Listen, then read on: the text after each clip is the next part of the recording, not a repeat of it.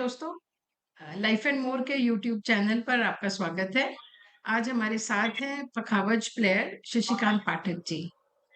ये classical music की field में एक नवोदित कलाकार हैं और इस संडे को इंडिया हैबिटेट सेंटर पर इनका एक परफॉर्मेंस भी होने वाला है। इवेंट का नाम है 18th पंडित सियाराम तिवारी म्यूजिक फेस्टिवल और शाम को 7 बजे ये फेस्टिवल होएगा। तो जो लोग भी म्यूजिक लवर्स हैं जरूर जाइए इन्हें सुनने के लिए। इस अवसर पर इन्हें नवोदित कलाकार सम्मान भी दिया जाएगा, अवार्ड दिया जाएगा। तो आप लोग सब लोग जाइएगा। आज हम थोड़ी सी शशिकांत जी से बात करेंगे इनके शौक के बारे में, परहैप्स वोकेशन के बारे में और इनकी हम्म, लाइफ के बारे में कि कैसे ये क्लासिकल म्यूजिक में इन्होंने प्रवेश किया। तो सबसे जी। पहले शशिकांत पाठक जी, आपको बहुत-बहुत बधाई आपके अवार्ड के लिए और हम आशा करते हैं आपको आगे भी खूब सारे ऐसे अवार्ड्स मिले और आप दिन-दिन प्रगति करते जाएँ। तो आपका हमारे चैनल पर बहुत-बहुत धन्यवाद। स्वागत है। Thank you very much ma'am. तो सब माय प्लेज़र। सो सबसे पहले मैं जानना चाहूँगी आप इस इवेंट के बारे में हमें कुछ बताइए, पंडित सियाराम तिवारी म्यूज़िक फेस्टिवल के बारे में। Pandit Siyaram Tiwari music festival India का एक बहुत ही प्रेस्टिजियस म्यूजिक फेस्टिवल है और इसमें हाजिरी लगाना अपने में एक सम्मान की बात है। इसमें खाली अपना प्रदर्शन देना ही मेरे लिए एक बहुत बड़े सम्मान की बात है और मेरा बड़ा सौभाग्य रहा है कि मुझे पंडित सियाराम तिवारी जी से मुलाकात भी हुई और वाराणसी में मेरी उनसे मुलाकात हुई थी और he is a very great personality और मैं बहुत प्रभावित हुआ। उस समय मेरी उम्र बहुत कम थी। मैं अपने गुरुजी स्वर्गीय श्री रमाकांत पाठक जी के साथ उनसे मिलने के लिए गया था और वो मुलाकात मुझे आज तक याद है। उनका दिव्य प्रवाम चेहरा एकदम और उनका बात करने का एक अलग ही अंदाज, क्या बात है। तो आज मैं अपने आप को बड़ा सौभाग्यशाली समझ रहा हूँ कि आज उन्हीं की मेमोरी में हो रहे इस कार्यक्रम में मुझको सम्मानित भी किया जा रहा है और मुझे अपना पखावज सोलो बजाने का मौका भी मिल रहा है। तो इसके लिए मैं संस्था का हृदय से धन्यवाद देना चाहता हूँ कि उन्होंने मुझे ये सुअवसर प्रदान किया। हुँ। तो आप पहली बार पंडित सियाराम फेस्टिवल पे परफ़ॉर्म कर रहे हैं या आपने पहले भी किया है इनके साथ? हाँ, मैंने परफॉर्म किया है but this is my pakhawaj solo is first time. First time, okay, okay, जी, ठीक है। जी, जी, तो अभी हाँ जी, तो अभी हम थोड़ा-सा आपकी लाइफ के बारे में जानना चाहेंगे। आपने बोला आप उनसे मिले थे जी, जब आप बहुत छोटे थे और उस समय आप अपने जी, जी, गुरुजी के साथ मिले थे। इसका मतलब है कि आप उस समय सीख रहे थे। तो मतलब आपने बहुत जी, जी। बचपन में पखावज तो कैसे हुआ आपका पखावज से आपका इंट्रोडक्शन कैसे हुआ? दरअसल मेरे पिताजी ही मेरे गुरुजी हैं, स्वर्गीय श्री रमाकांत पाठक जी, जो कि भातखंडे में हेड ऑफ डिपार्टमेंट थे, भातखंडे म्यूजिक यूनिवर्सिटी में। और ओके। उनसे ही क्योंकि घर में माहौल था पखावज का और सब विद्यार्थी आते रहते थे देश विदेश से और सब सीखते रहते थे, तो हुँ, हम लोग कम ही उम्र से देख करके बहुत लगाव रहा कि हमको भी गुरुजी की तरह बनना है, वैसे ही सीखना है और बजाना है। तो वो इंटरेस्ट हुँ, बाय बर्थ से ही लाइक 4-5 ईयर से ही चालू हो गया और वो देखते देखते हुँ, इंटरेस्ट बढ़ता गया और उसको फिर गहराई से बहुत 24 साल तक लगातार मैंने अपने गुरुजी से तालीम प्राप्त करी ओके। और अपने फादर बिल्कुल से। पखावज की, जी हाँ, पखावज की आवाज मुझको बहुत आकर्षित करती थी। बिल्कुल जैसे ही मैं सुनता था तो मुझको लगता था कि ये डीप मेलो साउंड बिल्कुल अलग, बिल्कुल। तो वो भी एक हुँ, आकर्षण का मुख्य केंद्र था हुँ, और अक्सर गुरुजी को कार्यक्रमों में देखते थे बड़े बड़े दिग्गज कलाकारों के साथ गाते बजाते। तो वो भी हम लोगों को बहुत हुँ, प्रभावित करता रहता था कि शायद एक दिन हम लोग भी ऐसे बने कि ऐसे मंचों पर जाएं और प्रस्तुति दें। तो ये सब चीजें देख हुँ, करके बहुत प्रभावित हुए और घर का माहौल होने की वजह से ज्यादा जल्दी मतलब हम उससे जुड़ गए। हुँ, हुँ। तो कभी ऐसा भी हुआ कि आपके पापा ने ही आपको इनिशिएट किया हो कि क्योंकि वो गुरु थे और यूनिवर्सिटी में पढ़ाते भी थे, तो उनकी तरफ से ये पहल हुई या आपकी तरफ से पहल हुई कि मुझे सीखना नहीं, है ये या उन्होंने हाँ, सिखाया है? हाँ, ये पहल मेरी तरफ से हुई क्योंकि बहुत सारे हम लोग 3 भाई हैं। बट हमारे तीनों भाइयों ने सीखा, मतलब बड़े वाले भैया ने भी, मैंने और मुझसे एक छोटा, लेकिन इंटरेस्ट मेरा ही रहा सीरियस नोट पे। तो मैं बिल्कुल गुरुजी के साथ लगा ही रहता था, हर समय उनकी सेवा में रहता था। और हुँ, बस वैसे ही चलते-चलते शिक्षा चालू हो गई। फिर उसके बाद भातखंडे कॉलेज में मेरा उन्होंने एडमिशन कराया। वहाँ पे प्रॉपर मैंने निपुण तक 8 8 साल उनसे रेगुलर वहीं पे तालीम ली एकेडमिक, और बाकी गुरु शिष्य परंपरा के अंतर्गत घर पे भी तालीम चलती रही। तो हुँ। ये तो पहल आपने मेरी ओर से थी। हुँ, हुँ। जी। तो आपने मतलब उस समय ये सोच लिया था कि यही मुझे करना है जीवन में और इसी को अपना प्रोफ़ेशन भी बनाना है? बिल्कुल, बिल्कुल। मेरा बचपन ही से मन था कि बहुत छोटा था तो बहुत सोचता था कि मैं एकदम टॉप मोस्ट पखावज प्लेयर बनूँ। ऐसा ऐसा गुरुजी बन लोग को, जाएँगे। सब बच्चों को हाँ, आप लोग का आशीर्वाद रहेगा तो जो कोशिश कर रहे हैं। टॉप मोस्ट क्या, बस हाँ। गुरुजी का, गुरुओं का सम्मान रख लें। उन लोगों ने तो इतनी तपस्या हुँ, करी है कि वो तो पॉसिबल नहीं हुँ, है। लेकिन फिर भी हुँ, अपनी ओर से पूरा प्रयास हो रहा है कि जो अपना बेस्ट से हुँ, बेस्ट हो सकता है, वो उसमें करें, हुँ, और उसको और इनोवेट हुँ, करके आने वाली न्यू जनरेशन को भी दे रहा हूँ और सिखा रहा हूँ। हुँ। ओके। जी, तो आप हम आपका धीरे-धीरे आपकी हम आएँगे इस बात पर जो आप सिखा रहे हैं और आपकी जी, अभिज्ञता के जी, बारे में। बट जी, बैक टू योर चाइल्डहुड आपने कब यस। परफ़ॉर्म करना कब शुरू किया? सबसे पहले आपका सबसे पहला परफ़ॉर्मेंस कहाँ पर था और कब था? आप कितने सब बड़े थे? हाँ, सबसे पहला परफॉर्मेंस मेरा था, भातखंडे म्यूजिक यूनिवर्सिटी में कंपटीशन होता था, ईयरली कंपटीशन। हुँ, वो तबला पखावज, गायन वादन सबका इंटरनल कंपटीशन होता है। तो उसमें मैंने हुँ, सबसे पहला पार्टिसिपेट किया था प्रथमा में, जो कि हुँ, 1994 में था। ओके। जी, उस समय मेरी एज 11 साल थी। काफ़ी छोटे थे। जी, जी, जी। तो वो मेरा सबसे पहला मतलब हुँ, ऑन स्टेज जो परफॉर्मेंस था, वो था। हुँ।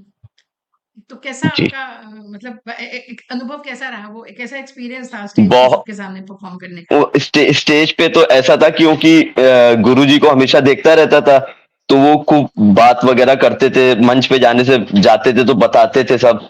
मुझको ये उस हुँ। समय इतनी अकल नहीं थी कि मुझको इतना ज़्यादा नहीं बोलना है। लेकिन मेरा फर्स्ट परफॉर्मेंस अच्छा। था तो मुझे कुछ पता ही नहीं था।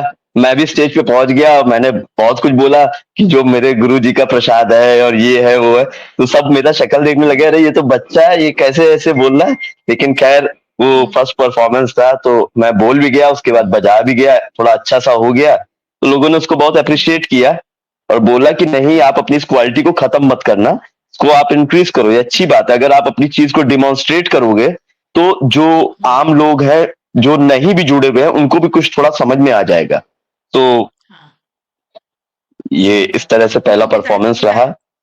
हाँ, पिताजी ने डाँट नहीं लगाई कि क्यों बोले जाके स्टेज पे? हाँ, हाँ, हाँ, पिताजी ने बोला कि अरे बेटा, अभी तो तू क्या, हमने कहा गुरुजी मुझे कुछ समझ ही नहीं आ रहा था। जो मुझे लगा वो मैंने स्टेज पे बोल दिया उस समय। मैं आपको देखता रहता था प्रोग्राम में, तो वैसा ही बस मैंने हाँ, बोल दिया। बोले नहीं ठीक है, हुँ, लेकिन अभी आप लोग हुँ, विद्यार्थी हैं, अभी आप खाली हुँ, अपने प्रदर्शन पे ध्यान रखिए।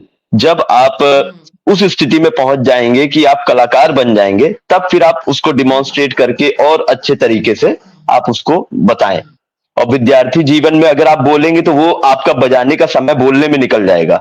तो उस चीज़ हुँ, को समझिए। तो थोड़ा सीखा उनसे, इस सब बातों को समझा।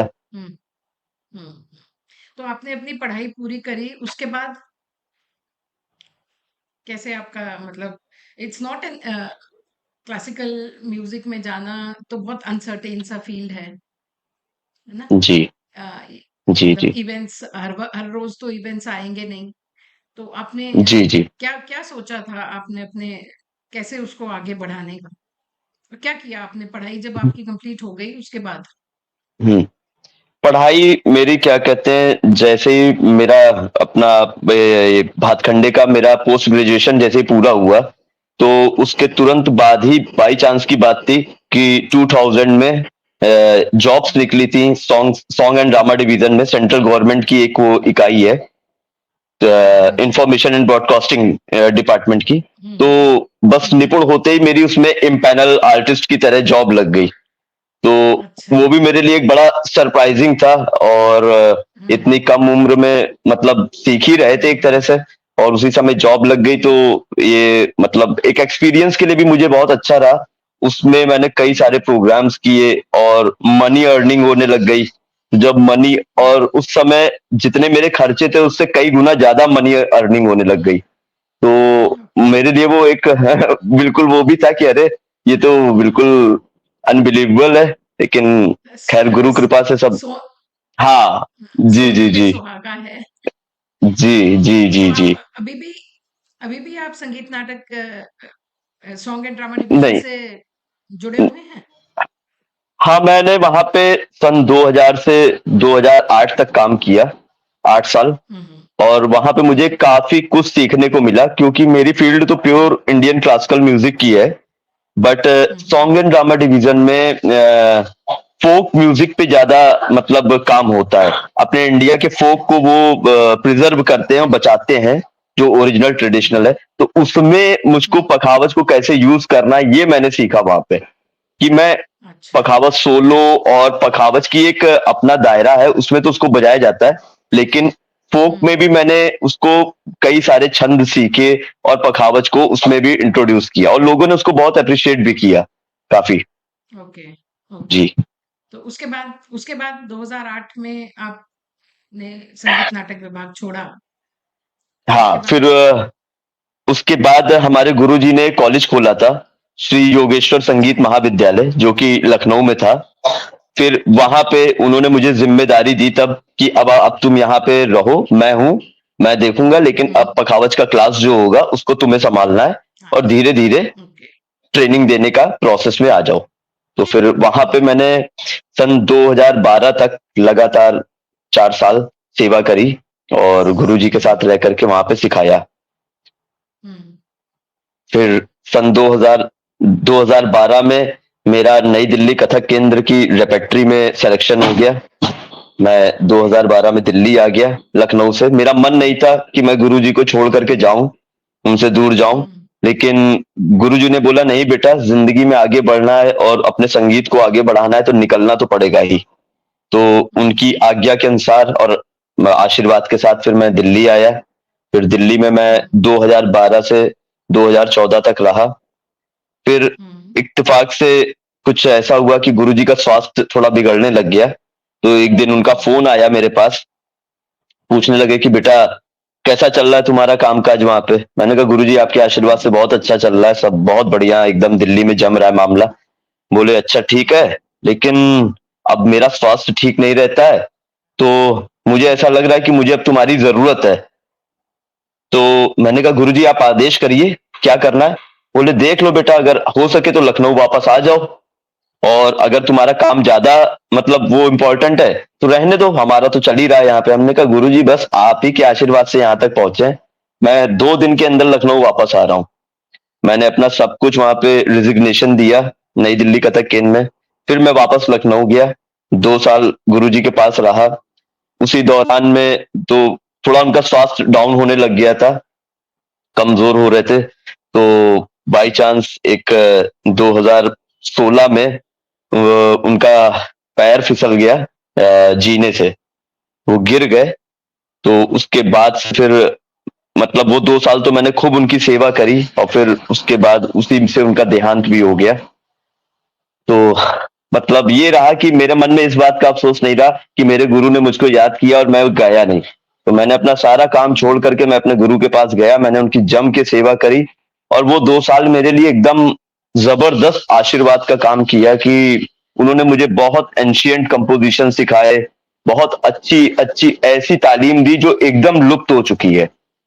तो ये मेरा बहुत परम सौभाग्य रहा कि मुझको उन 2 साल में एक स्पेशल सब कुछ सीखने का मिला, और गुरु जी का आशीर्वाद प्राप्त हुआ। तो सन अभी आप 2016। बताइए जी बताइए। जी। फिर सन 2016 में ही उनके सामने ही मेरा आईसीसीआर में सिलेक्शन हो गया था, टीचर कम परफॉर्मर में। तो मैंने गुरु जी से बोला था, तब वो ठीक थे, तो लेटर आ गया था मेरे पास। हम्म। तो मैंने गुरु जी से कहा था मैं जिस भी कंट्री जाऊंगा आपको साथ में लेके चलूंगा। तो बोले हाँ हाँ हम्म। ठीक है, हम चलेंगे, कोई बात नहीं। लेकिन इत्तेफाक ऐसा हुआ कि 18 अक्टूबर को उनका देहांत हुआ। और उस समय भी मैं लखनऊ में नहीं था, मैं दुबई में था। मेरा एक प्रोग्राम चल रहा था, मैं उसके सिलसिले में गया हुआ था। लेकिन मुझे पता चला कि उनका देहांत हो गया, तो जो भी मैनेजमेंट कमेटी थी वहां दुबई की, उन्होंने फटाफट मेरा फ्लाइट का टिकट्स करवाए और मैं समय पे पहुंच गया और अपने गुरुजी को पार्थिव शरीर के दर्शन कर पाया और उन्हें लखनऊ से वाराणसी लेके गया। इस तरह से सब पूरा हुआ।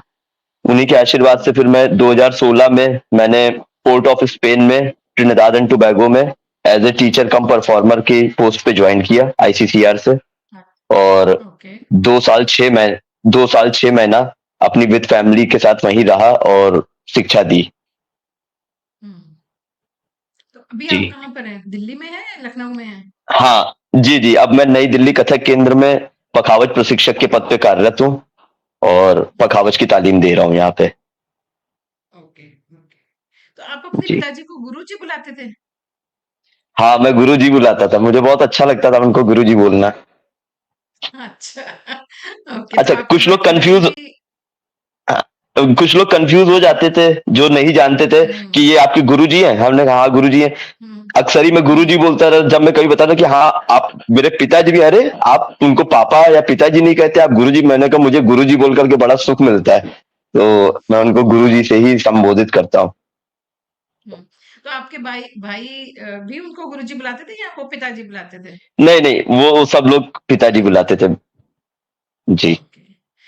तो इस सब में आपकी सारी शिक्षा के दौरान बचपन से लेकर अभी तक के सफर में आपकी मम्मी का क्या योगदान रहा? आई एम श्योर मम्मी आपकी का मम्मी का हमारा, बहुत बहुत योगदान हो। बिल्कुल बिल्कुल, आज हम जो भी हैं, जो भी एजुकेट हुए हैं और जो भी हुआ है, सब हमारी मम्मी जी की कृपा ही है। हमारी माता जी हम्म, पढ़ाई को लेकर के बहुत सीरियस थी। उनका हमेशा यही था हम्म, कि बेटा एजुकेट हो, और एजुकेट होगे तभी तुम अपनी पखावज को भी आगे बढ़ा पाओगे। और हम्म, हमेशा किसी भी तरह की कोई समस्या कभी भी आती थी तो वो आगे से आगे खड़ी रहती थी। कि जब गुरुजी ने मुझको बुलाया दिल्ली से हम्म, 2014 में कि तुम बेटा आ जाओ, हम्म, तो माँ ने फिर फोन किया मुझे वापस से कि नहीं नहीं, तुम्हें आने की हम्म, जरूरत नहीं है, तुम अपना काम वहां पे हम्म, संभालो और हम तो है ना, हम्म, हम देख लेंगे गुरुजी को। हमने कहा नहीं मम्मी, ये आपका प्यार है, हम्म, आपने बोला, वो मेरे गुरु हैं इसलिए मैं तो आऊंगा ही आऊंगा। लेकिन उन्होंने एज ए रिस्पॉन्सिबल लेडी उन्होंने इसलिए समझाया हम्म, मुझे कि हम्म, देखो ये सब मौके बार बार नहीं मिलते हैं, और हम्म, आज आप अच्छी जगह पे हो तो आप अच्छा काम करो, अपने गुरु का नाम करो। बस ये था कि मैं थोड़ा ज्यादा गुरु जी से बहुत ज्यादा कनेक्टेड था और मुझको ये लगता था कि मेरे हम्म, रहते हुए उनको कोई परेशानी ना हो, तो इसलिए हम्म, बस मैं गया।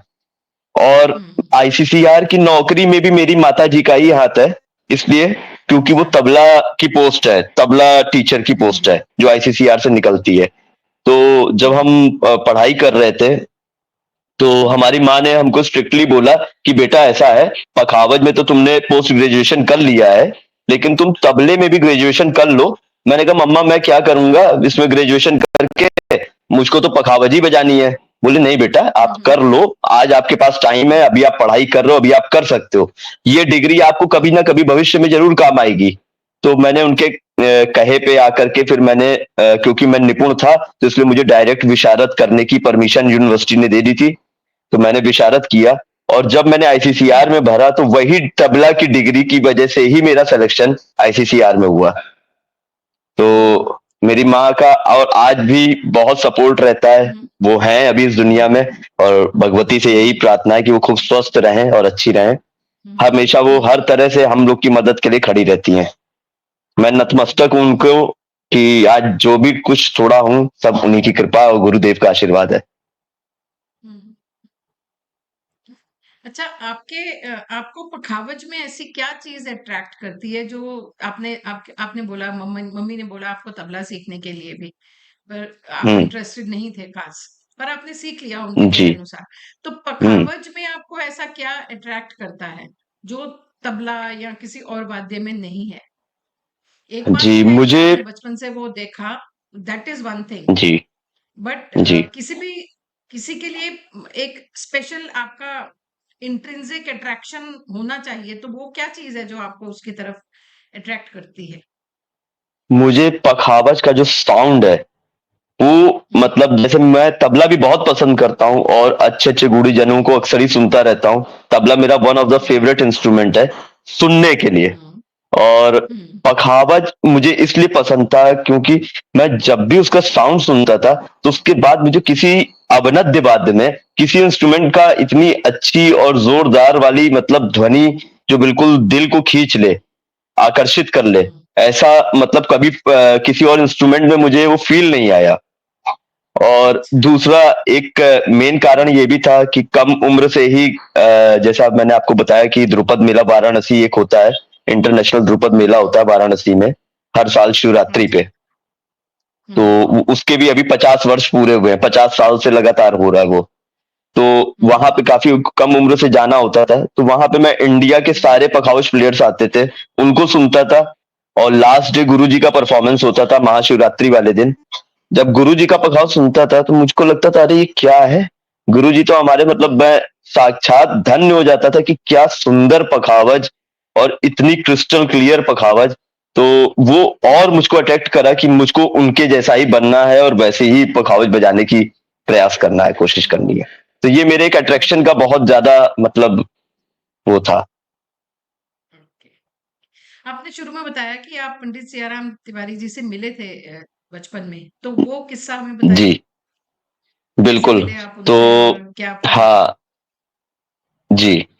ऐसा हुआ था कि गुरुजी मुझको लेकर के गए थे। वो वाराणसी में जिस गेस्ट हाउस में गुरुजी रुके थे, उसी में पंडित जी भी रुके हुए थे। तो गुरुजी हमको लेकर के गए, बोले सुबेरे-सुबेरे का टाइम था, सवेरे 9 साढ़े 9 बजा था। बोले कि चलो बेटा तुमको ले चलते एक महान विद्वान के दर्शन करा के लाते हैं और हुँ, आशीर्वाद लो उनका। तो हम हुँ, खुश, हम तुरंत उनका हाथ पकड़ करके पहुँच गए। तो जाते ही देखा पंडित जी बैठे हुए थे एकदम। तो वो हमारे गुरुजी के बड़े अच्छे मित्र थे और हमारा गुरुजी ने उनकी साथ कई प्रोग्राम्स में संगत वगैरह की और काफ़ी अच्छा दोनों लोगों का बात व्यवहार था। हुँ, तो उन्होंने बताया कि ये पंडित जी ये हमारा लड़का है, पखावत सीख रहा है। कहने लगे अरे वाह! ये तो बड़ी खुशी की बात है। कहने लगे हाँ बेटा, क्या सीख रहे हो? हमने कहा हाँ, हुँ, बस थोड़ा-थोड़ा पखावज अभी चालू किए हैं। तो उन्होंने एक क्वेश्चन मुझसे किया, क्या धमार ताल जानते हो? हमने कहा जी, जी, बड़े खुश होकर के। तो कहने लगे सुनाओगे? तो हमने कहा हाँ, बस 2 मिनट रुकिए पखावज बगल वाले कमरे में ले आता हूँ। कह रहे अरे नहीं, नहीं, नहीं, रुको, हाथ पे सुना दो, पखावज लाने की ज़रूरत अच्छा, नहीं है। हमने कहा अच्छा ओके, तो हमने कहा अच्छा, अच्छा, जी। तो मैंने जैसे ही पढ़ंत चालू करी, तो एक गुण दुगुन किया जैसे ही, बस कहने लगे बस यही चेक करना चाह रहे थे कि सही कर रहे हो कि नहीं कर रहे हो। तो फिर उन्होंने खूब हुँ, आशीर्वाद दिया और 11 रुपए निकाल करके मुझे इनाम भी दिया कि ये ले बेटा। ओके। हुँ, तो आप कितने बड़े बहुत थे बड़ी तब? एक ब्लेसिंग। उस समय मेरी एज रही होगी भाई लगभग 8 साल के लगभग रही होगी, 7-8 साल के लगभग। हुँ, जी, काफ़ी छोटे थे। काफ़ी छोटे थे जी। तो तो वो अभी मतलब अभी एक हाँ बहुत ही जी, ज़बरदस्त एक्सपीरियंस रहा। बहुत ही ज़बरदस्त हाँ जी। एक्सपीरियंस और उनकी ब्लेसिंग्स मिली मुझे। तो ये हुँ, मेरे लिए बहुत जी, तो अभी अभी आप कथक केंद्र में हैं दिल्ली में और जी, आप बता रहे थे कि आप स्टूडेंट्स को कुछ नया-नया करके सिखाते हैं। तो थोड़ा-सा उसके जी, बारे में बताइए क्या इनोवेशंस आप क्या करते हैं? जी। ऐसा है, एक तो सबसे पहले अभी बच्चों को मैं एकदम जो स्टार्टिंग कर रहे हैं बच्चे, उनको तो एकदम हुँ, प्रॉपर जो सही तरीका है, जो पारंपरिक तरीका है पखावत सिखाने का, उस तरीके से लेकर के चल रहा हूँ। और ये भी था कि जब मैं आया था यहाँ पे, मैंने यहाँ पे हुँ, 2021 में जॉइन किया 21 में और हुँ, उस टाइम पे बच्चे तो बहुत ही कम थे, मुश्किल से 15-16 बच्चे थे, कथक केंद्र में जो पखावज में थे। और हुँ, सही शिक्षा दीक्षा होते होते लोगों को बच्चों में आपस में प्रचार प्रसार होते आज लगभग 38 स्टूडेंट्स हैं जिसमें से 30 स्टूडेंट्स लड़कियां हैं। They are hmm, all over from India and abroad. So, and they are doing outstanding work. They are learning very good Pakhavaj and they are doing very nice. और ये मेरे लिए एक सबसे बड़ी खुशी की बात है कि पखावज एक पुरुष प्रधान साज होते हुए आज एक तो वो लुप्त हो रहा था, वो लुप्त कैटेगरी से भी उठ गया है और दूसरा महिलाओं की इसमें सहभागिता की वजह से ये एक नया आकर्षण का केंद्र बन रहा है कि महिलाएं पखावज बजा रही हैं, लड़कियां पखावज बजा रही हैं और बहुत अच्छा बजा रही हैं। जिसमें से मैंने अभी कुछ कार्यक्रम तैयार किए, जिसमें से मृदंग शक्ति एक कार्यक्रम अभी मैंने तैयार किया है। मृदंग शक्ति नाम इसलिए रखा क्योंकि सारी लड़कियां उसमें बजा रही हैं और उसको लोगों ने बहुत अप्रिशिएट किया और बहुत अच्छे से सबको प्यार दिया ग्रुप उस ग्रुप कार्यक्रम को। ग्रुप में जी बजा रही हैं पखावज लड़कियां। हाँ, ग्रुप में बजा रही है। वो परफॉर्मेंस एक मैंने तैयार किया था मृदंग शक्ति नाम से। अच्छा। अब ओके। मेरे कुछ स्टूडेंट, अभी एक लड़की मेरी क्या कहते हैं स्टूडेंट है, अभी 3 साल से सीख रही है। उसने ऑल यूपी संगीत नाटक एकेडमी के युवा वर्ग कंपटीशन में प्रथम स्थान प्राप्त किया, पखावज में, सोलो में। ओके। ओके। तो ये भी ओके। सब एक गर्व की बात है और बच्चे बहुत गर्व की सीरियस बात होकर है। के कर रहे हैं। जी। हम्म। तो आप मुझे इनोवेशंस के बारे में बता रहे थे, उसके बारे में हाँ। बताइए। इ, जी, इनोवेशंस क्या करते इनोवेशन। हैं? हाँ, हम्म। इनोवेशन ये करते हैं कि जो उपज अंग है वो भी हम अपने बच्चों को बता रहे हैं कि एक बिल्कुल ऐसा ना हो जाए कि हमने जो रट लिया हम जिंदगी भर वही बोलते जा रहे हैं। ऐसी स्थिति बच्चों के साथ ना हो और वो इनोवेटिव हो पाए, वो और चीजें सोच पाए। तो उनको डिफरेंट डिफरेंट स्टाइल से एकम्पनीमेंट करना कि ध्रुपद के साथ कैसे बजाया जाता है, स्ट्रिंग इंस्ट्रूमेंट के साथ कैसे बजाया जाता है, पखावज सोलो कैसे बजाया जाता है, आप डांस में एकम्पनीमेंट कर रहे हैं तो कैसे किया जाता है। तो ये सारी चीजें खाली मतलब ये नहीं कि सिर्फ पखावज का सोलो पार्टी सिखा रहा हूँ, उसमें जिसमें हम्म। हमारे बच्चे किसी भी लाइन में फंसे ना। अगर वो ध्रुपद के साथ बैठ हम्म। जाएं तो भी अच्छा संगत करें, वो वीणा के साथ बैठ जाएं तो भी बढ़िया से बजाएं, कथक के साथ बैठे तो भी अच्छा बजाएं और प्लस अपना सोलो पे तो वो करें ही करें बढ़िया। करेंगे। हम्म। तो जी। आप बता रहे थे कि लड़कियों की संख्या बढ़ी है ओवर पीरियड जी ऑफ हाँ। टाइम।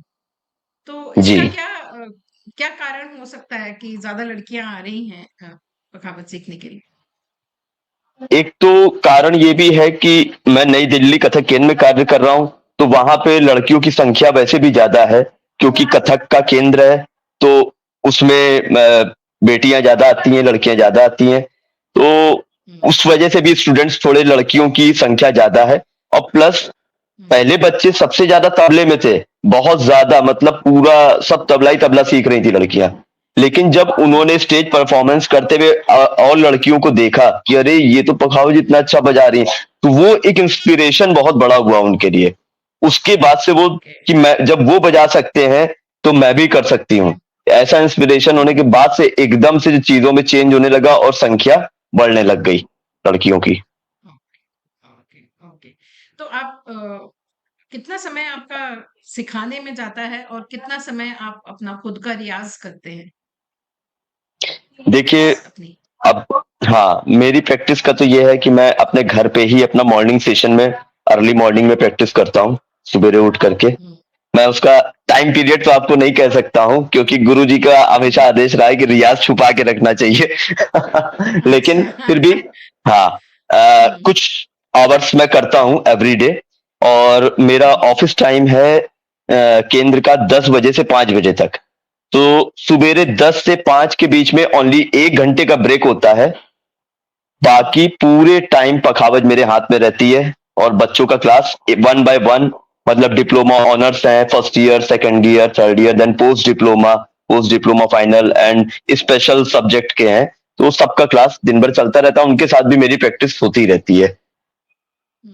और हम्म। मेरे क्लास में मैं कितनी? कभी बैठ के नहीं सिखाता हूँ, मैं अपने हम्म। क्लास में खुद पखावज लेकर के बैठता हूँ और तब मैं सिखाता हूँ। तो उसकी वजह से वो बच्चे भी ग्रो अप बहुत तेज कर रहे हैं। एक होता है कि मैंने छोड़ दिया कि अब मैं कुर्सी पे बैठ हम्म। गया और बता दिया कि हाँ भाई ये बजाइए ये करिए। लेकिन मेरे क्लास में मैं कभी ऐसा नहीं करता हूँ, मैं अपना इंस्ट्रूमेंट लेकर के बैठता हूँ और वो बच्चे मेरे लेवल को पाने के चक्कर में, उस लेवल तक पहुंचने के चक्कर में और ज्यादा अपने आप को झोंकते हैं और जल्दी जो काम उन्हें 4 साल में करना चाहिए वो 1 साल में कर रहे हैं। तो ये एक ज्यादा प्लस पॉइंट मिल रहा है उसका। हाँ। आपने खुद ने भी तो ऐसे ही किया, गुरुजी को जी जी लेके जी। वहां पहुंचने के लिए। बस बस। जी जी हाँ। जी। तो ये जो आपके जो स्टूडेंट्स हैं वो कौन सी एज ग्रुप्स के रहते हैं? किस एज ग्रुप में कौन सा मेरे आपका सबसे छोटा बच्चा कितना है? कितना बड़ा है?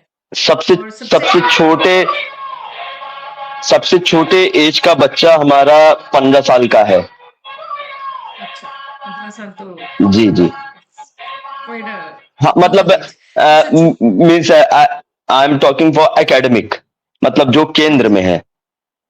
हुँ, बाकी लखनऊ में कुछ बच्चे मुझसे सीखे हैं जो कम एज से, जो हुँ, 8-9 साल की उम्र से ही जिन्होंने सीखना चालू कर हुँ, दिया। ओके। और जो ओल्डेस्ट वहां पे स्टूडेंट आपका कितना? ओल्डेस्ट तो स्टूडेंट मेरे पास इस समय 55 तक की एज के हैं। अच्छा, आते हैं लोग सीखने इतनी जी। उम्र में भी? हाँ नहीं, दरअसल क्या है कि मेरे कुछ इंटरनेशनल स्टूडेंट्स भी हैं। हाँ, तो हाँ। वो सब मुझसे सीख रहे हैं। They are very professional businessman, some are doctor, some are जजेस, but they are learning um, properly pakhawaj. They are naturally. Inspired when I am in the Trinidad and Tobago, and अच्छा, they still continuing learning on the online classes. Okay. Online classes, okay, okay. तो जी। आप Indian students के लिए भी online classes लेते हैं या खाली इंटरनेशनल स्टूडेंट्स के लिए? नहीं नहीं, मैं इंडियन स्टूडेंट्स के लिए भी ऑनलाइन क्लास लेता हूँ, जो अवेलेबल नहीं है। जैसे कुछ मेरे बच्चे स्टूडेंट्स पूना में हैं, they are not hmm, possible to come Delhi, so hmm, hmm. We will organise online classes for them. अच्छा, तो तो वो कैसे करते हैं आप? मतलब क्योंकि आपका 10 से 5 तो मेरे ख्याल से 5 डेज़ वीक तो होगा ही हाँ हाँ जी। हाँ तकरीबन। हाँ बिल्कुल, नहीं 6, हाँ हाँ जी जी। 6। बट मैं उसको वीकेंड, हाँ 6 डेज है। और अच्छा, मैं उसको वीकेंड्स में रखता हूँ अपने क्लास। संडे को तो ऑलमोस्ट ज्यादातर मेरे क्लास रहते हैं। तो मतलब आपका अपना समय कहाँ गया? अपने परिवार के लिए, अपने सॉरी। मैंने कहा आप 6 दिन वहाँ पढ़ाते हैं और संडे को आप अपने ऑनलाइन स्टूडेंट्स को क्लासेस देते हैं। तो आपका जी। परिवार के लिए समय कहाँ गया? परिवार के लिए तो हाँ समय नहीं बहुत बचा। बहुत। हाँ नहीं, परिवार के लिए समय निकालते हैं, लेकिन उसके लिए भी डांट खाते रहते हैं कि आपके पास टाइम नहीं है, आपके पास टाइम नहीं है। लेकिन अब क्या है कि मेन मकसद तो यही है कि पखावज को आगे बढ़ाना है। खैर उसमें मेरी वाइफ का और मेरे बच्चे का दोनों का बहुत सहयोग है मुझको। They are always cooperating me so much. जी। आपकी वाइफ भी क्लासिकल म्यूजिक में है किसी फील्ड में? No no, no no, she is not from music field. Okay. और आपका बच्चा जी। उसको सिखा रहे हैं? मेरे बेटे का वेरी ट्रू बहुत ज्यादा तो इंटरेस्ट नहीं है। और हमारे गुरुजी जी ने हमेशा हम लोग को ये कहा था कि बेटा ये जबरदस्ती वाली चीज नहीं है। आप किसी को जबरदस्ती म्यूजिक नहीं सिखा सकते हैं, वरना वो इतना खराब हम्म, करेगा कि वो सब कुछ खराब कर देगा। और एक अपने हम्म, इंटरेस्ट से जो करेगा, वो थोड़ा भी करेगा तो अच्छा करेगा। But I am still trying hmm, to start with him. Is very young, but we will still trying. मैं कभी कभी कुछ माहौल बनाता हूँ, उसको कुछ वीडियोस दिखाता हम्म, हूँ बाबा के उसके और कुछ दादा के, तो देखो बेटा कैसे कैसे बाबा ने किया, कैसे हम लोग कर रहे हैं। हम्म, तो उसको इंटरेस्ट है, हम्म, उसको रिस्पेक्ट बहुत है। हम्म, बट हम्म, बिल्कुल एक ये होता है कि हम एवरीडे बैठ, जैसे हम लोग छोटे थे, गुरु जी को कहना नहीं पड़ता था, हम खुद ही प्रैक्टिस के लिए बैठ जाते थे। हम्म, हम्म, अपने आप से खुद ही से बैठ जाते थे। तो वो हम्म, चीजें थोड़ी कम दिख रही हैं अभी उसके अंदर। मे बी थोड़ा हम्म, ग्रो अप करे तो उसके साथ अगर चीजें बढ़ जाए तो बिल्कुल। और हाँ, मेरा मन है कि वो कुछ भी करे लेकिन पखावत जरूर सीखे, इतनी सीखे कि उसको हम्म, जानकारी, सही जानकारी हो। हम्म। परिवार की परंपरा तो थोड़ी सी आगे जाए। जी बिल्कुल बिल्कुल बिल्कुल बिल्कुल। अच्छा, आपको अभी यहाँ पर नवोदित कलाकार का अवार्ड दे रहे हैं। आपके और भी आई एम हम्म। श्योर आपको बहुत सारे अवार्ड्स मिले होंगे पहले भी। तो जी थोड़ा जी बताएंगे जी। उनके बारे में?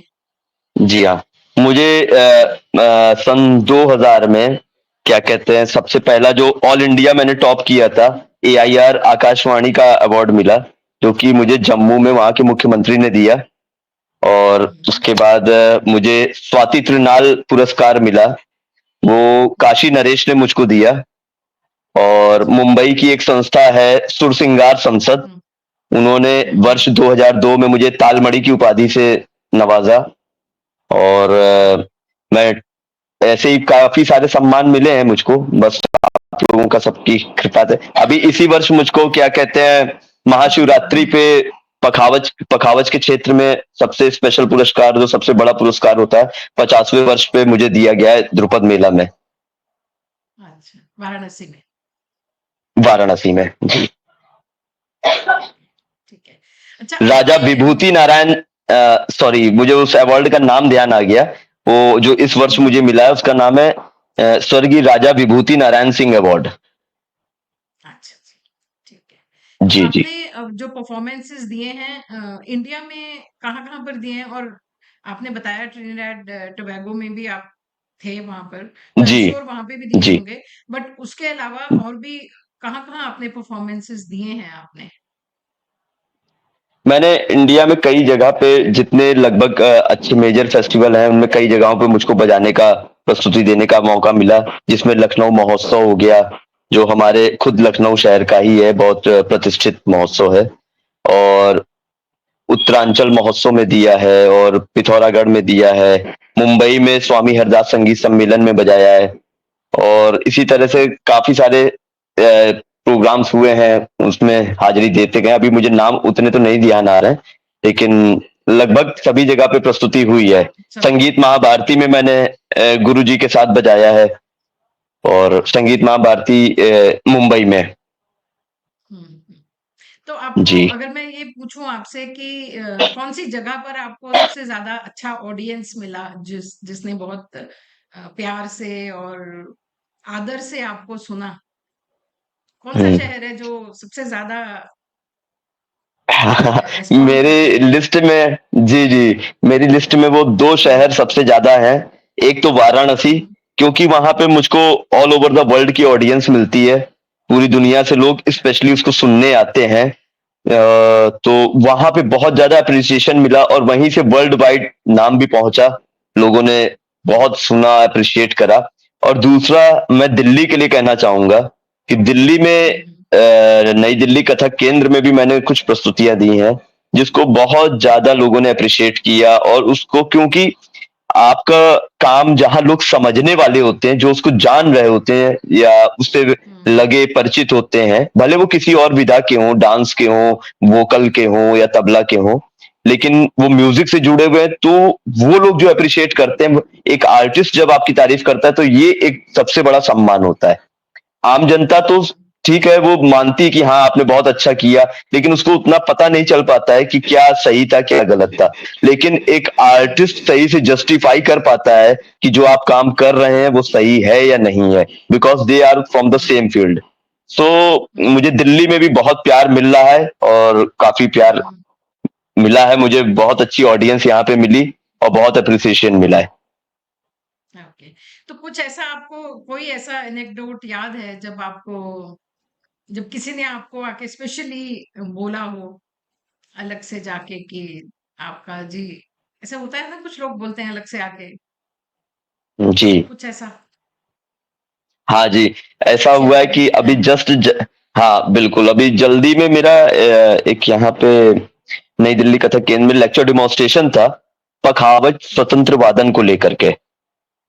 तो हम्म उसपे क्योंकि हमारे अभी डायरेक्टर मैडम भी नई आई हुई हैं, तो उनसे उन्होंने कभी मेरा बहुत पखावज वादन सुना नहीं था। वैसे मेरी मेल मुलाकात थी, लेकिन उन्होंने परफॉर्मेंस कभी नहीं देखा था। तो वो जब लेक्चर डेमोन्स्ट्रेशन लगभग सवा घंटे का था, वो जब पूरा हो गया तो उन्होंने मुझको बहुत एप्रिशिएट किया। उन्होंने कहा मुझे बिल्कुल नहीं पता था कि आपका ये भी एक रूप है।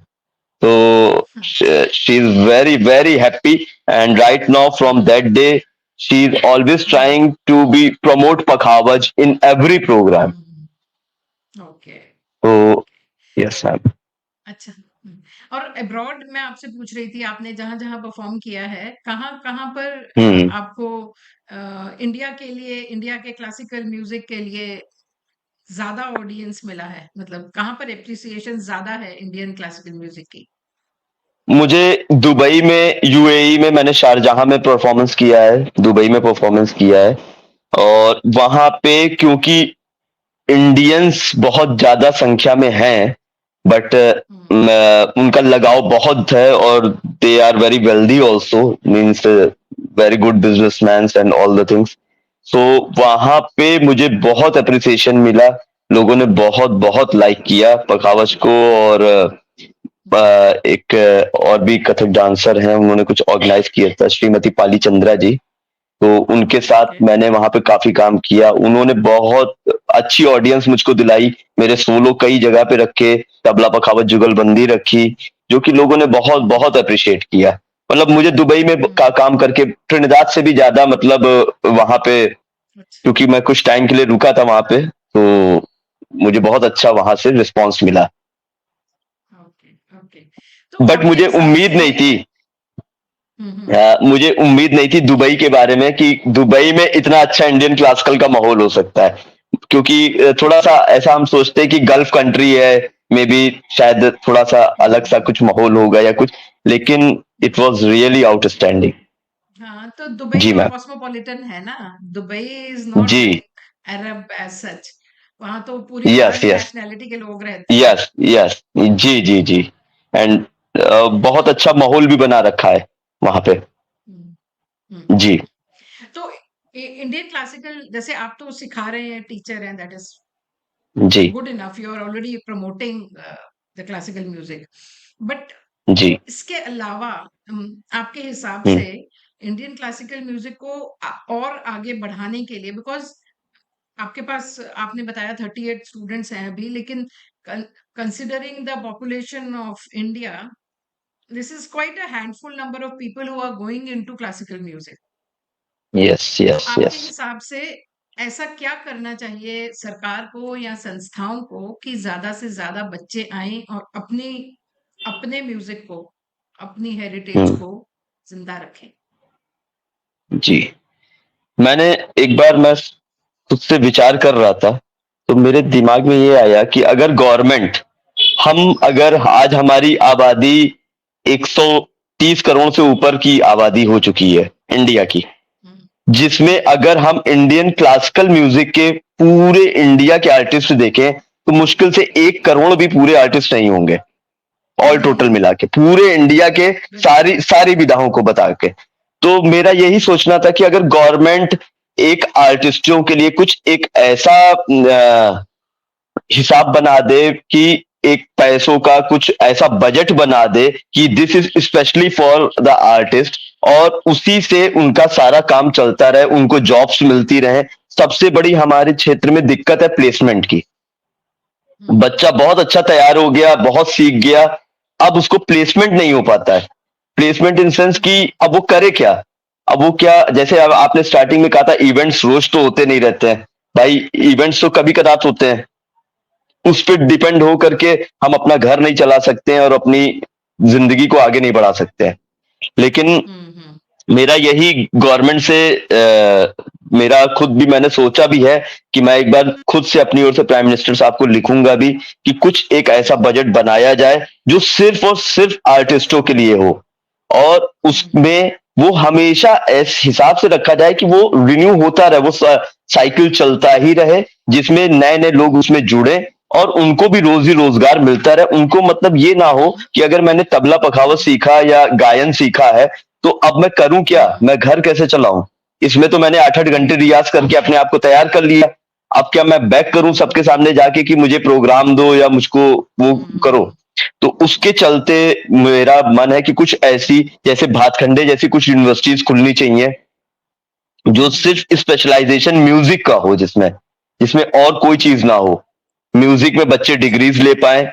और जब यूनिवर्सिटीज वगैरह होंगी, और भी क्या था कि जैसे एक सबसे मेजर प्रॉब्लम ये भी हुई है कि आकाशवाणी और दूरदर्शन में सब में परमानेंट पोस्टें थी, मतलब आर्टिस्टों की। अच्छा। आज की डेट में वो सब खत्म हो गई हैं, तो उसकी वजह से भी बहुत ज्यादा बेरोजगारी आ गई है, मतलब कलाकारों के बीच में। क्योंकि पहले क्या था, हम्म, उनको जॉब मिल जाती थी, बहुत से लोग आकाशवाणी में काम करते थे, कुछ लोग दूरदर्शन में काम करते थे, कुछ लोग यूनिवर्सिटीज में काम करते थे।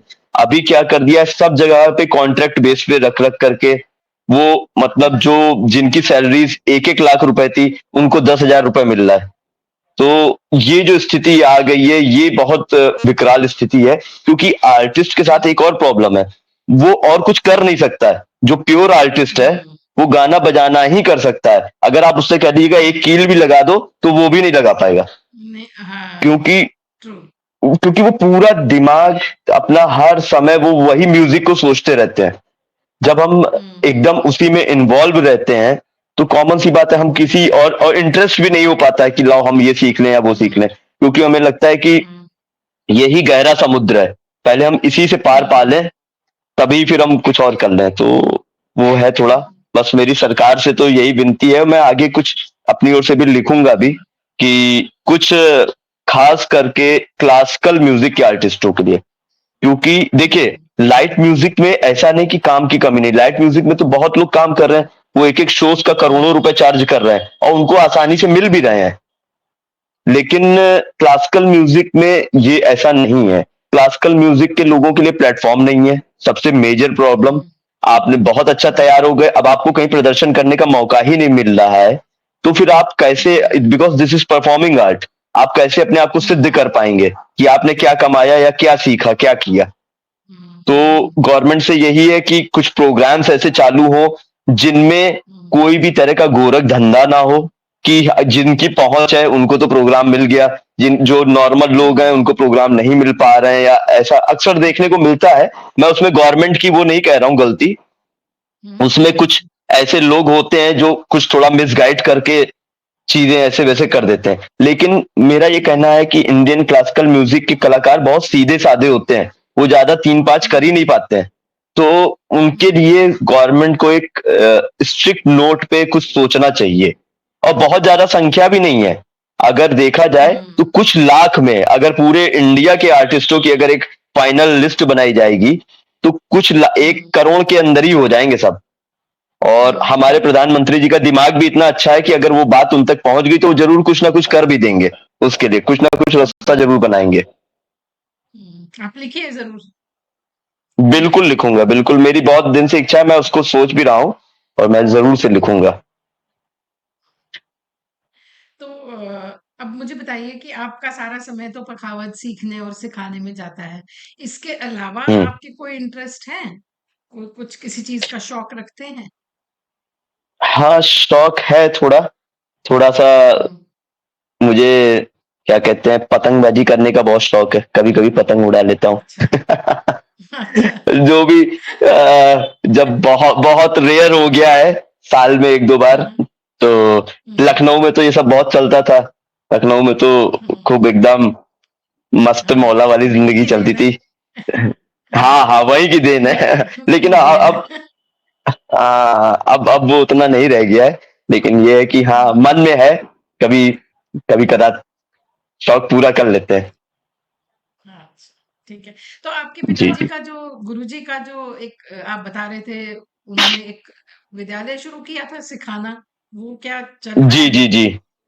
नहीं मैम, वो इत्तेफाक ऐसा हुआ कि उनकी फील्ड में मैं ही था, पखावज के क्षेत्र में। अच्छा। तो और अच्छा। मैं विदेश चला गया, तो मैं पूरी तरह से इंडियाई में नहीं था, तो दैट वाज नॉट, और गुरु जी भी पास आउट हो गए थे।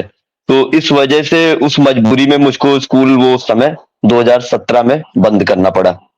हाँ, क्योंकि फिर बच्चों का आना जाना होता था, काफी बच्चे थे, हम्म। तो कोई मिस मैनेजमेंट ना हो जाए, इसके चलते फिर उस हम्म। स्कूल को बंद करना पड़ा, क्योंकि गुरुजी भी नहीं थे, मैं भी नहीं था, और हम किसी पे हम्म। ऐसे थर्ड पर्सन पे बच्चों को लेके भरोसा नहीं कर सकते हैं। तो हाँ जी, हाँ इस जी। वजह से जी। ठीक, ठीक, ठीक है। ठीक है, like as we are coming towards the end of this conversation, मैं आपसे जानना यस। चाहूंगी कि अपकमिंग जो एंथुजियास्ट हैं, बच्चे हैं जो सीखना चाहते हैं, मे बी जी। स्टार्ट कर चुके हैं या सोच ही रहे हैं अपने मन में कि मुझे हम्म। सीखना है, हम्म। उसके लिए, उनके लिए, उन सबके लिए आप क्या कहना चाहेंगे? कोई आपका मैसेज, कोई एडवाइस, कोई सजेशन? जी जी। मेरा ये कहना है कि इस हम्म। क्षेत्र में सभी जो नवोदित जो नए बच्चे आ रहे हैं, या जो आना चाहते हैं, जिन्होंने अपना माइंड मन प्रिपेयर कर लिया है, उनके लिए सिर्फ मेरा एक ही मैसेज है कि घबराने की एकदम कोई बात नहीं है। आप बिल्कुल जम करके आइए, जम के मेहनत करिए, और आपका संगीत आपको अपने आप ही वो स्थान दिला देगा जिसके लिए आपको कहीं दौड़ने भागने की जरूरत नहीं है। आप मेहनत सही से करिए, जो आपके गुरु आपको मार्गदर्शन दे रहे हैं उस पे आप चलिए। बिल्कुल, मैं 100% श्योर हूं कि आप बिल्कुल सही जगह पे, जो चीज आप डिजर्व करते हैं वहां तक आप अपने आप ही पहुंच जाएंगे।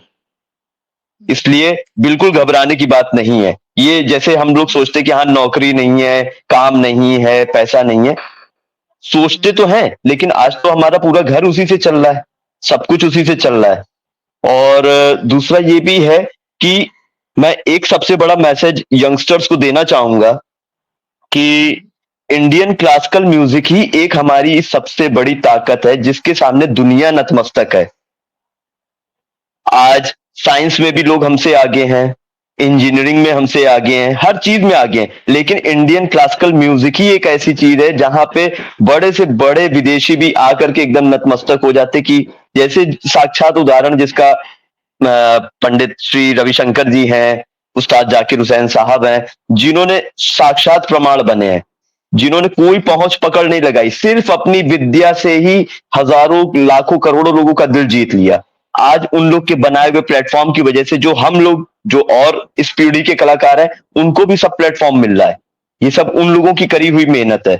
तो घबराने की कोई जरूरत नहीं है। आप जम करके मेहनत करें, रियाज करें, अपने गुरुओं का कहना माने। सही समय आने पे आपको हर चीज उपलब्ध हो जाएगी। जैसी आपकी मेहनत होगी उस हिसाब से आपको अच्छे से अच्छा परिणाम मिलेगा। तो बिल्कुल अच्छा सोचें और अपने भारतीय शास्त्रीय संगीत को जरूर से बचा के रखें।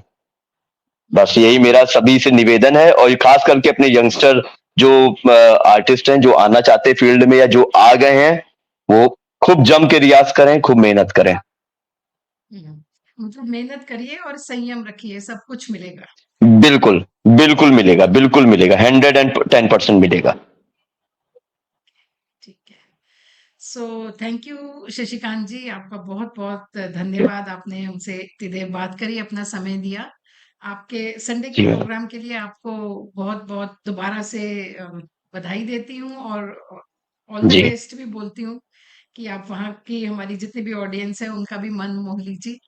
Thank you so much. बिल्कुल, पूरा प्रयास रहेगा। Thank you ma'am. नमस्कार। Thank you. नमस्कार। Thank you.